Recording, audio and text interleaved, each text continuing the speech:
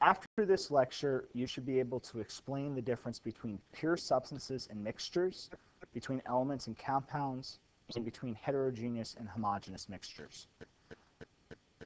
Let's start off with what a mixture and a pure substance might be. All right, up on the slide right now, we have examples of a lot of different kinds of matter. We have chocolate, we have water, we have silver, we have brass, a brass bucket. All right, just by visually looking at things at the macroscopic level, macroscopic meaning big level, the level that we live at, you can't really tell what's pure and what's a mixture that well. There will be some techniques that we will be able to use to try to take a really reasonable guess later. But in order to really find out what's pure and what's a mixture, you really have to zoom into the submicroscopic level, the level that's smaller than a microscope can see, the level of atoms and molecules and other particles. So let's do that. Let's look at chocolate, water, silver, and brass at the atomic or molecular level. All right, if we look at chocolate first, we can see that chocolate's made of some molecules, right? And these are drawings of molecules up here. We have some fat molecules, and we have some theobromine molecules. Theobromine, by the way, is the molecule that makes people get a little addicted to chocolate, makes chocolate make them feel good. And actually, there are other molecules in chocolate. I just haven't chosen to represent them. Right. Since there's more than one kind of piece in chocolate, more than one kind of molecule, chocolate is a mixture. It has several different kinds of compounds in them, and those compounds are not attached to each other. On the other hand, if you look at water, water's made of molecules as well. It's made of molecules with a hydrogen and an oxygen atom. Here's the hydrogen right here, and here's the oxygen right there. And here's another hydrogen. And they're attached. You can see the bond. All right. So the attachment means that those atoms are in together in one piece. So this is one water piece, one water molecule. This is one water molecule here. Here's another that's not actually attached between those hydrogens. They're just next to each other. Here's a water, and so on. There's a bunch of other waters there. All right. Water is not a mixture, though. Water does have hydrogen and oxygen in them, but since the hydrogen and oxygen are attached into one piece, we look at the molecule that results. We look at the piece that results. And all of the pieces in this picture are all identical to each other. They're rotated a little bit, and sometimes you can't see all the parts, but they are all identical. That makes water actually a pure mixture. A pure substance, not a mixture. All right, down at the lower left, we see silver. This actually isn't a drawing of silver atoms. This is a real picture of silver atoms. This is a picture taken by a scientist using an electron microscope, which uses electrons to kind of feel the surface of the material. And each of these little dots is a silver atom. They are not actually attached to each other. They're all kind of next to each other, though. Since there's only one kind of atom there, this is pure as well. So water is pure, silver is pure. And finally, we get to the last example. No attachments in brass. We have a zinc atom here. We have a copper atom there. We have a zinc atom, a copper atom, a zinc atom, a copper atom. In any event, I'm not going to do all of them. But since they're not attached to each other, and they're just kind of sitting there next to each other, and there's more than one kind of atom, that is a mixture as well. So let's summarize by going back to the last slide. So chocolate doesn't really look like a mixture if you look at the chocolate bar. Yeah, there's the chocolate bar. It doesn't really look like a mixture, but it is a mixture because it's made of more than one kind of molecule. Water doesn't look like a mixture either, and it's not. It's a pure substance. Even though it has different elements in it, those elements are in water molecules, which are now defined as the piece that makes up water. Silver bars contain silver atoms, so that's pure as well. So pure, mixture, and mixture, right? And the brass, again, is the mixture too. All right, so next we're going to be talking about the formal definitions of substances and mixtures. These definitions do have bullet points, so you do need to take them down into your notes, but I'm going to be flying through them pretty quickly. A substance is a single kind of matter with uniform and definite composition. Uniform meaning the same anywhere you look in the world. Definite meaning it's always going to have a certain quantity or number to it. Right. Mixture. A mixture is a physical blend of two or more substances. We're going to talk later what physical means, but it pretty much means it's not bonded. It's not chemistry exactly that puts them together. They're just next to each other. And that's why mixtures can vary their compositions. For instance, you can go and add a little tomatoes to your salad, a lot of tomatoes to your salad, but there's no definite composition to a salad. There's no authoritative salad recipe out there. There's lots of different recipes. So that's why salad's a mixture. All right. A heterogeneous mixture is a kind of mixture. It's not a kind of pure substance. But a heterogeneous mixture is not uniform in composition. You can see the pieces in it. So an example of this would be soup, where you can see the chunks in it, or salad, or some other kind of concrete, for instance, where you can see the little rocks and the sand pieces. Right. A homogeneous mixture is uniform throughout. It's still a mixture, but you can't really see the pieces. Milk is a homogeneous mixture. In milk, in fact, you can actually see on the side of the container of most milk that it says homogenized.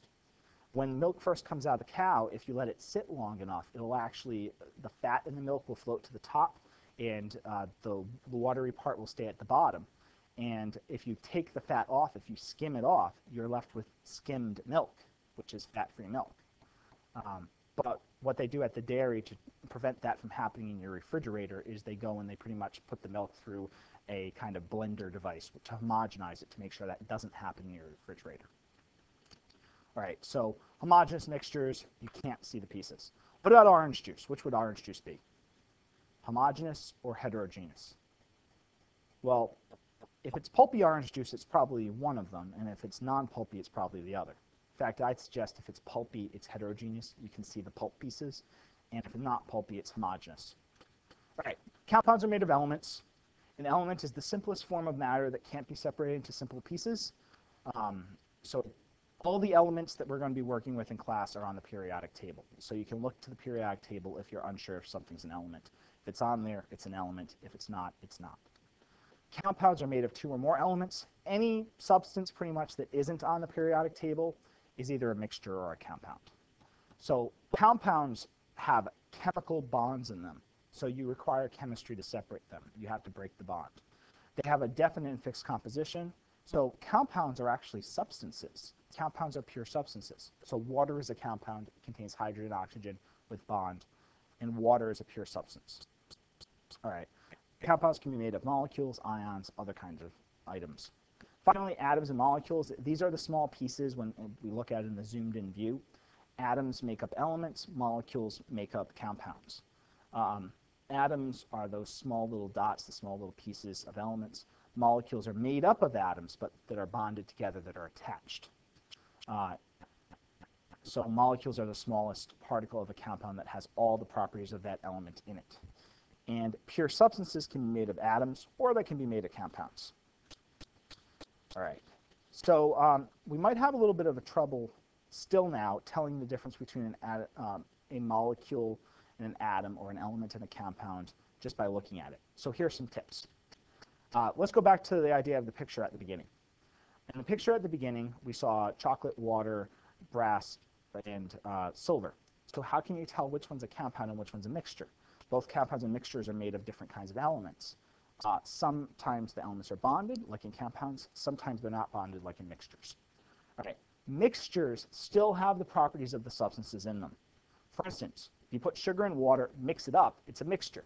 How do you know it's a mixture? It still tastes sugary. If it was a compound, it wouldn't taste sugary anymore.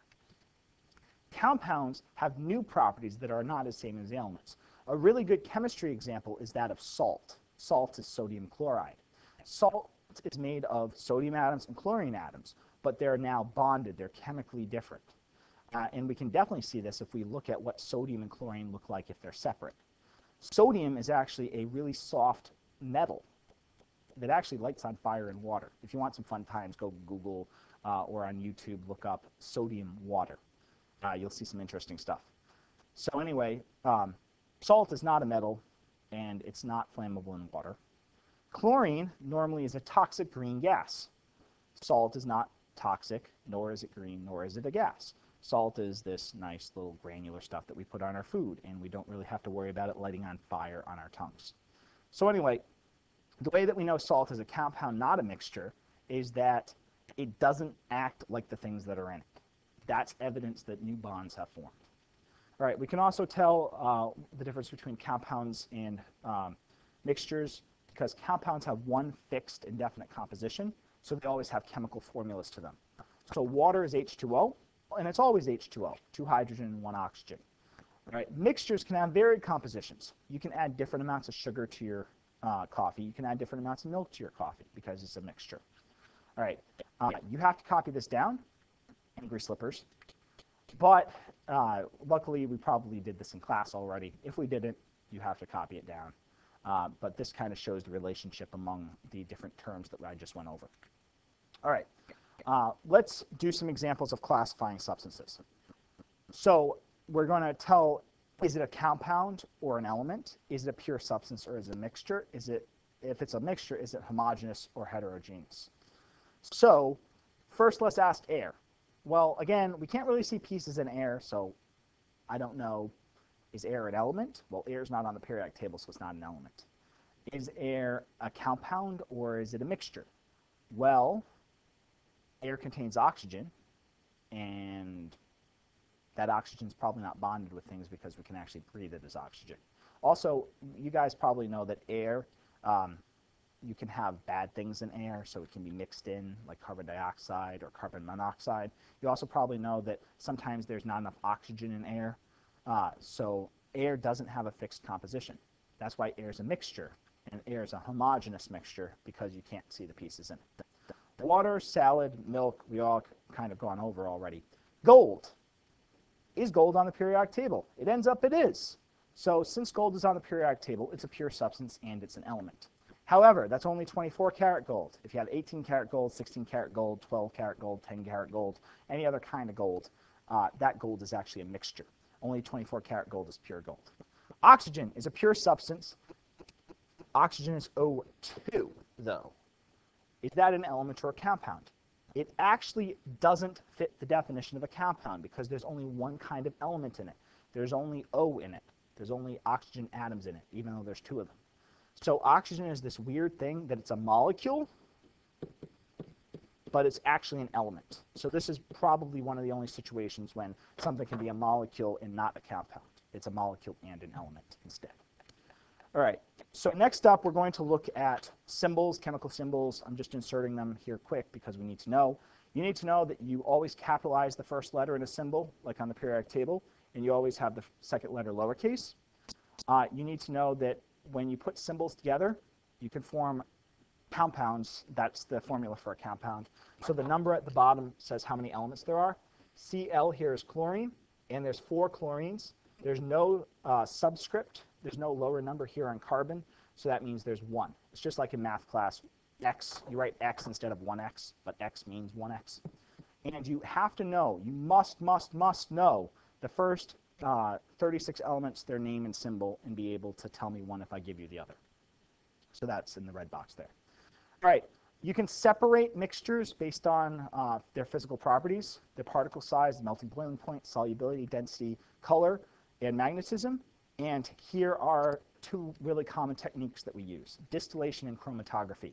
Distillation is pretty much you boil or you heat something up. If it has a lower melting point, it will come off first, and you'll be able to collect it. And if it has a second lower melting point, it will come off boiling point, it will come off second.